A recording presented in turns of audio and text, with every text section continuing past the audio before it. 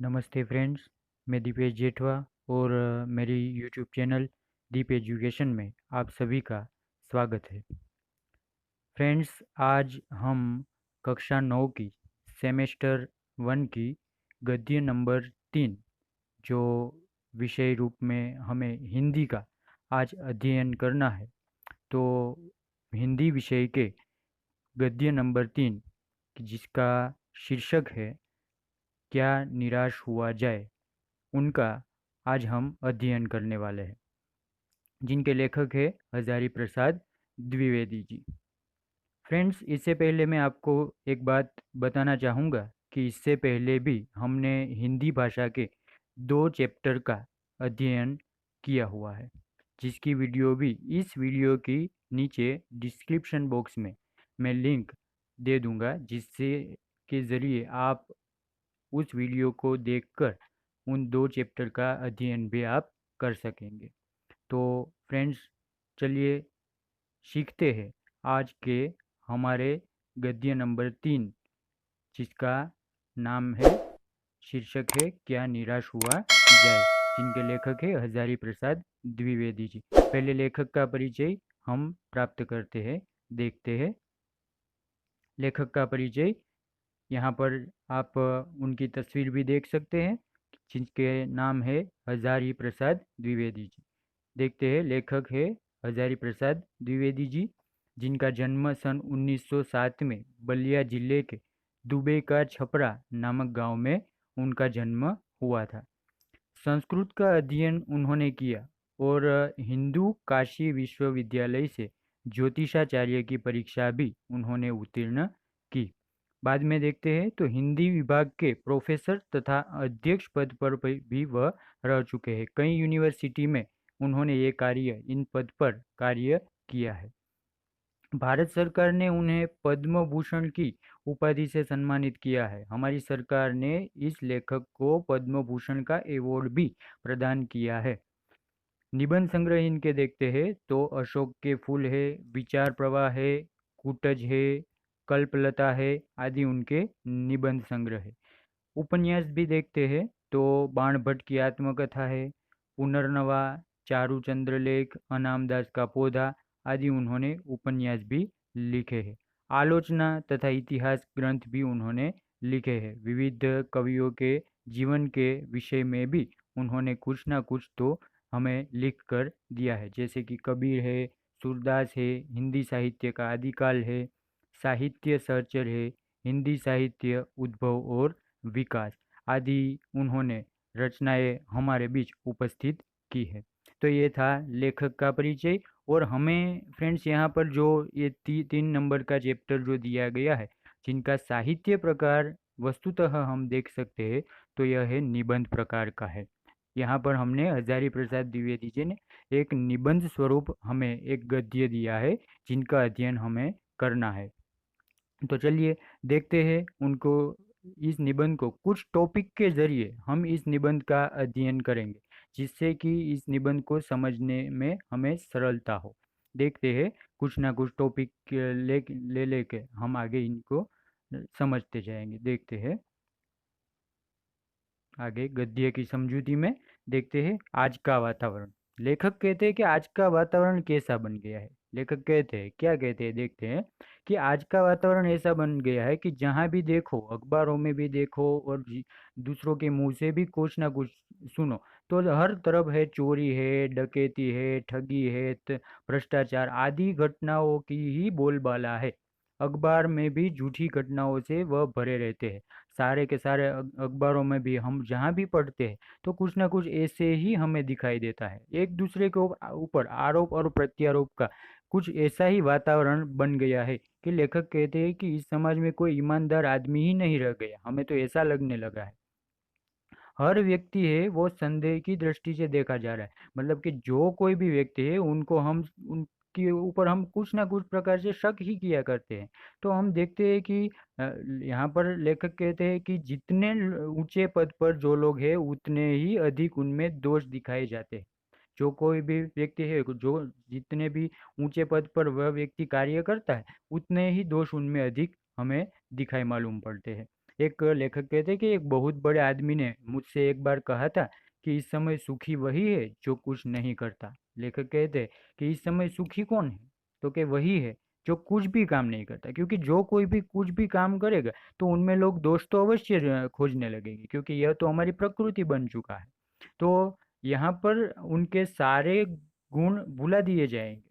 उन व्यक्ति ने जो अच्छे अच्छे गुण, अच्छे अच्छे कार्य किए हैं, वह उसके उसको कोई नहीं देखता और उनको भुला दिए जाएंगे, और उनको उनके अंदर कोई भी एक या दो दोष हमें दिखाई देता है तो बस बस वही हमें दिखाई देंगे। उनको उनके अंदर जो अच्छी अच्छी बातें हैं, अच्छे अच्छे लक्षणों है, वह हमें दिखाई नहीं देते। यही आज का वातावरण है, वह बन गया है, ऐसा लेखक कहता है। अगर स्थिति ऐसी ही रहती है, लेखक कहते, तो निश्चय ही चिंता का विषय यहाँ पर हम कह सकते हैं। आगे दूसरे टॉपिक पर बात करते हैं। लेखक कहते हैं, क्या कहते हैं, महानुभावों के सपनों का भारत है।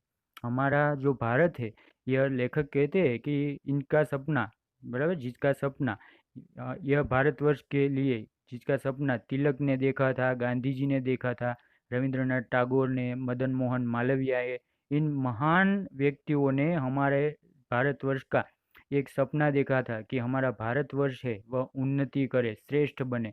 इसीलिए लेखक कहते हैं कि हमारे यहाँ आर्य, द्रविड़, हिंदू, मुस्लिम, यूरोपीय और भारतीय आदर्शों की यहाँ पर मिलन भूमि है। यहाँ पर इन सभी लोगों ने अपने अपने विचार है, वह अपने अपने आदर्श है, वह प्रस्तुत किए हैं। और इसके जरिए यह जो हमारा भारतवर्ष है, यह एक महामानव समुद्र बन चुका है। तो क्या लेखक कहते हैं कि क्या ये महामानव समुद्र सूख गया है, सूखा जा रहा है? मेरा मन कहता है, लेखक कहते हैं, मेरा मन कहता है ऐसा हो नहीं सकता। हमारे जो महान मनीषियों है, जो महान व्यक्तियों है, उनको उनके सपनों का भारत है और वह रहेगा, बराबर से। ऐसा नहीं हो सकता कि यह महामानव समुद्र है वह सूख जाएगा, ऐसा कभी हो नहीं सकता, ऐसा भी लेखक कहते हैं। आगे के टॉपिक पे बात करते हैं।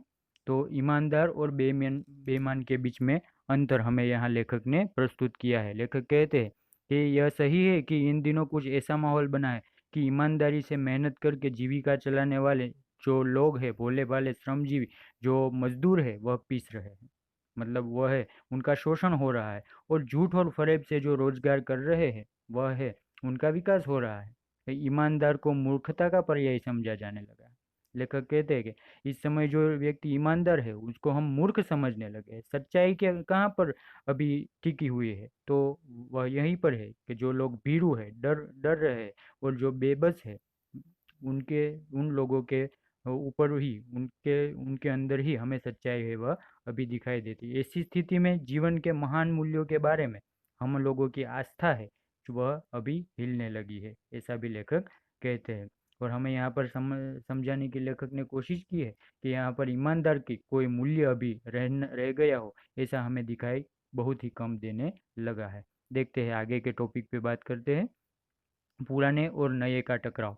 लेखक कहते हैं कि पुराने जो जमाने के नियम है वह और आदर्श है, उनमें हमें अभी टकराव देखने को मिल रहा है।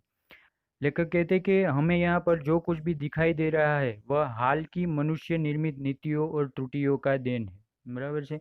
यहाँ पर मनुष्य की बुद्धि है वह नई परिस्थितियों का सामना करने के लिए नए सामाजिक विधि निषेधों को बनाती है। हमारे समाज में नए नए नियम है, वह बनते रहते हैं, पर उनको जो साबित नहीं होता तो वो उनको हम बदलने पड़ते हैं। नियम कानून सबके लिए बनाए जाते हैं, और सबके लिए कभी कभी वह नियम सुखकर नहीं होते। मतलब जो नियम बनता है, हमारी सरकार जो नियम बनाती है, वह सभी लोगों को सुख नहीं देता। कभी कभी किसी लोगों को, उनको उन नियम से कष्ट भी होता है, जिससे कि क्या होता है कि जो पुराने नीति नियम है और ये नए नीति नियम है, उनके बीच टकराव होता है। और इससे क्या होता है कि कई लोग है वह आलोड़ित, मतलब कि दुखी भी होते हैं, और कई लोगों को उन नीति नियमों से फायदा भी होता है। तो इससे देखकर हमें हताश हो जाना ठीक नहीं, ऐसा भी लेखक ने हमें यहाँ पर समझाया है। आगे देखते हैं, आगे टॉपिक पे बात करते हैं कि भारत का आदर्श। हमारे भारत का एक आदर्श है कि हमारे भारत के लोगों ने कभी भी भौतिक वस्तुओं के संग्रह को अधिक महत्व नहीं दिया। मतलब कि क्या है, जो उपयोग करने की वस्तुओं होती है उनको हम भौतिक वस्तुओं कहते हैं, तो उनको हमारे यहाँ पर भारत के लोगों ने ज़्यादा महत्व नहीं दिया। लेकिन हमारी दृष्टि से लेखक कहते हैं कि उसकी दृष्टि से मनुष्य के भीतर जो महान आंतरिक तत्व स्थिर भाव से बैठा हुआ है, वही चरम और परम है। हर व्यक्ति के अंदर लोभ, मोह, काम, क्रोध आदि विकार स्वाभाविक रूप से विद्यमान रहते हैं, लेकिन लेखक कहते हैं कि उन्हें ही हमें प्रधान शक्ति मान लेना और अपने मन तथा बुद्धि को उन्हीं के इशारे पर छोड़ देना, यह अच्छी बात नहीं है। कभी कभी लेखक कहते हैं कि भारतवर्ष ने कभी भी उन्हें उचित नहीं माना है। हमें सदा संयम के बंधन से बांध कर रखने का प्रयत्न किया है। लेखक कहते हैं कि कोई भी व्यक्ति हो, उन्हें हम संयम में ही रहने को क्यों अच्छा मान सकते हैं। कभी भी भारत के लोगों ने इन भौतिक वस्तुओं को अधिक महत्व नहीं दी, पर हमारे अंदर जो अच्छा है, प्रामाणिकता का जो तत्व है, उन्हें ही हमने महत्व दिया हुआ है। आगे की टॉपिक पे बात करते हैं। तो लक्ष्य की उपेक्षा का हमें जो परिणाम आज प्राप्त हुआ है, उनको भी हम देखते हैं, लेखक उनके बारे में क्या कहना चाहते हैं।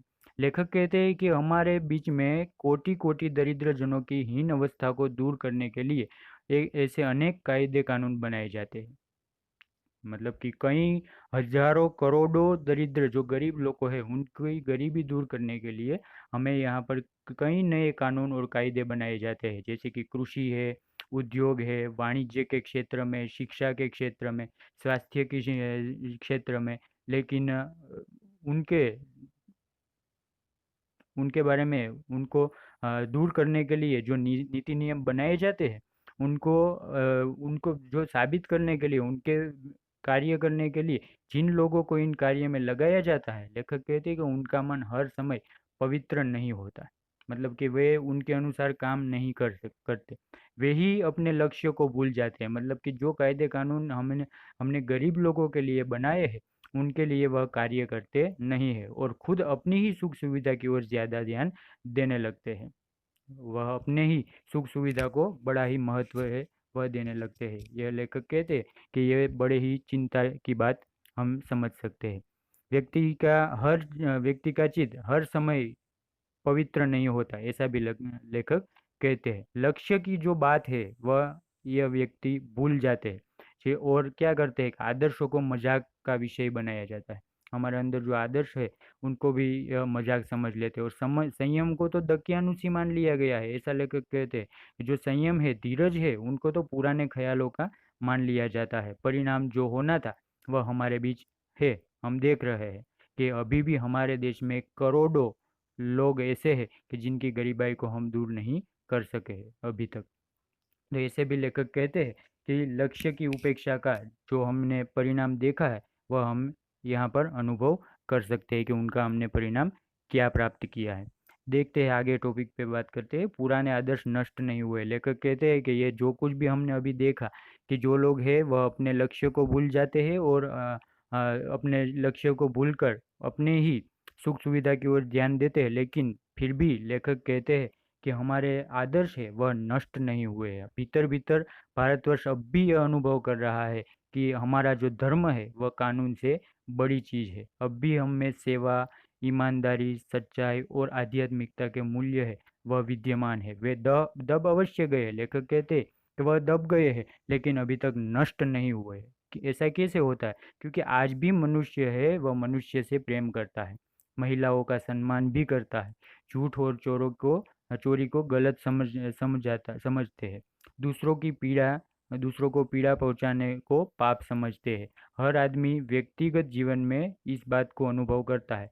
इससे इसका साबिती हम कैसे कर सकते हैं? कि समाचार पत्रों में जो भ्रष्टाचार के प्रति हमें आक्रोश है, यह साबित यही करता है कि हमें ऐसी चीज़ों को गलत समझते हैं और समाज में से उन तत्वों की प्रतिष्ठा कम करना चाहते हैं जो गलत तरीके से धन या मान संग्रह करते हैं।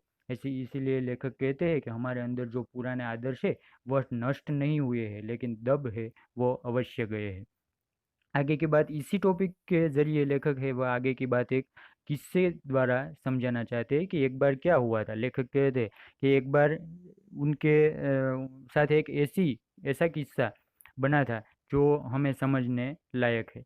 लेखक कहते हैं कि एक बार रेलवे स्टेशन पर टिकट लेते हुए गलती से लेखक ने 10 के बजाय 100 रुपये का नोट है वह दे दिया टिकट मास्टर को। जल्दी जल्दी गाड़ी में आकर वह बैठ गए। पर फिर बाद में क्या हुआ, थोड़ी देर में वह टिकट बाबू है, वह उन दिनों के जो क्लास सेकंड क्लास के डिब्बे में हर आदमी को का चेहरा पहचानता हुआ वहां पर आया, और उसने लेखक को पहचान लिया और बड़ी विनम्रता के साथ उन्होंने लेखक के हाथ में 90 रुपये रख दिए और बोला, यह बहुत बड़ी गलती हो गई थी, आपने भी नहीं देखा और मैंने भी नहीं देखा, और टिकट की कीमत है वह तो 10 रुपये ही थी। उन्होंने 10 रुपये के बजाय जो 90 रुपये अतिरिक्त थे वह उन्होंने लेखक को फिर वापस दे दिए। वापस देने के बाद भी उनके चेहरे पर एक अजीब सी खुशी थी जो लेखक ने देखी थी। तो हम देख सकते हैं कि यह हमारे समाज में ऐसे भी कई लोग हैं कि जो ऐसे ही ईमानदार है और दूसरे को का अतिरिक्त धन को वह अपना नहीं समझते, और वह उन्होंने लेखक को ये अतिरिक्त रुपये है वह वापस कर दिए थे। ऐसी भी एक घटना है, लेखक कहते हैं कि उनके साथ एक बार घटी थी। उसके बाद भी लेखक कहते हैं कि रेलवे टिकट के बाद एक बस कंडक्टर वाला भी किस्सा उनके साथ हो गया था। जैसे कि एक लेखक कहते हैं कि एक बार वह है बस यात्रा कर रहे थे और उनके साथ उनकी पत्नी और उनके 3 बच्चे भी थे। कुछ बस में खराबी हुई थी, तो एक निर्जन सुनसान स्थान पर जाकर वो बस है वह रुक गई। करीबन रात के 10 बजे होंगे, पर वह स्थान है वह बहुत ही सुनसान था। कंडक्टर उसी समय, सब यात्री है वह तो घबरा गए, पर कंडक्टर है वह बस के ऊपर चढ़ा और वहां से साइकिल लेकर नीचे आया, और साइकिल लेके वह तो चला दी गया।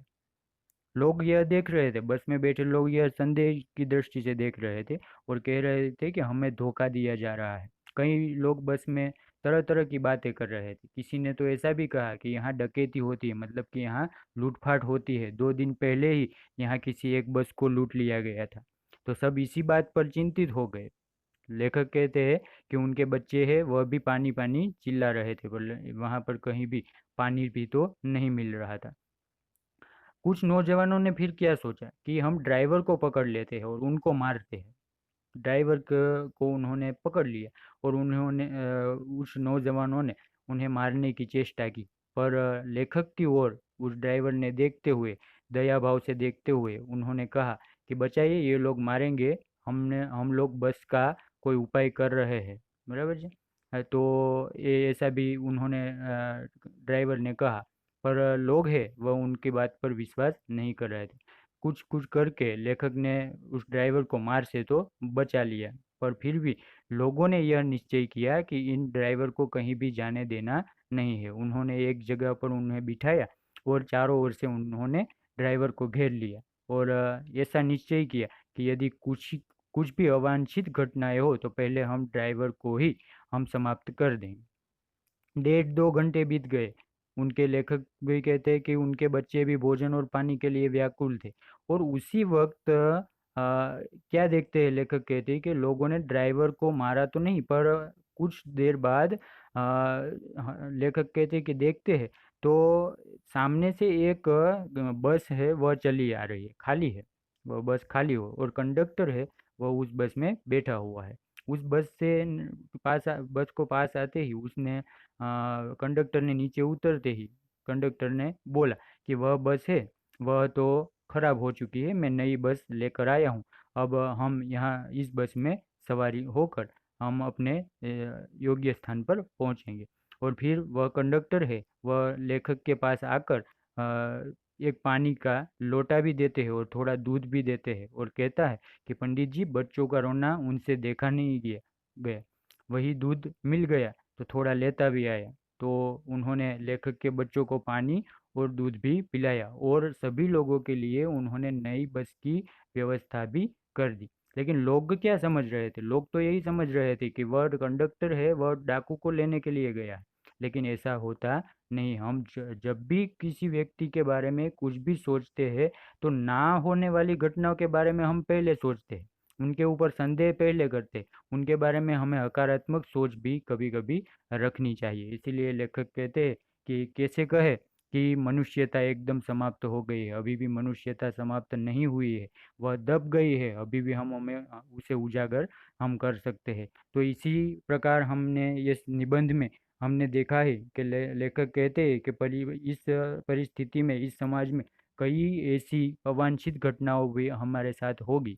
लेखक भी खुद भी कहते हैं कि उनके साथ भी कई बार ऐसा हुआ है कि उन्होंने धोखा भी खाया है, ठगा भी गया है, बहुत ही कम स्थानों पर विश्वासघात भी हुआ है।